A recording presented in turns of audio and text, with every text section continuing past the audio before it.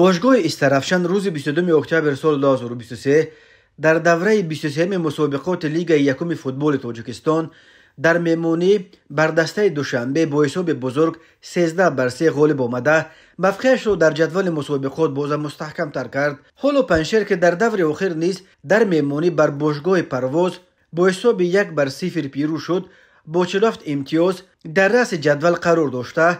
استرافشان با 46 امتیاز در زینه دوم قرار دارد و عملا روختا را به لیگ عالی قهرمانی فوتبال تاجیکستان در جیب خود انداختند. برقچی که 41 امتیاز دارد و خلبوق با 38 امتیاز دیگر توان دریافت کردن این دو غالب مسابقه های امساله لیگ یکم را ندارند. اما بازی دوشنبه استرافشان نه فقط با حساب بزرگ 3-13 در خاطران نقش بست، بلکه همچنین در این بازی حملگر استرافشان الهام براتوف رکورد حیرت انگیز گذاشته به دروازه حریف 10 گل زد.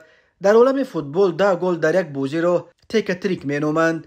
با این 10 گل الهام براتوف در پایگاه نشانزنهای لیگ یکم 2023 از شویم بایف از دسته مویر پیش گذشت و با 31 گل پیش صف شد. شویم بایف با 26 گل به جای دوم فرامد. موردهایی که یگان فوتبال باز در یک بازی تیک تریک کند انگشت شمارند. سال 2001 بازی استرالیا ساموا به حساب باور نکردنی 31-0 انجام یافته بود و در آن بازی حملگر میزبان تومسون به دروازه تیم ساموا 13 گل زده بود.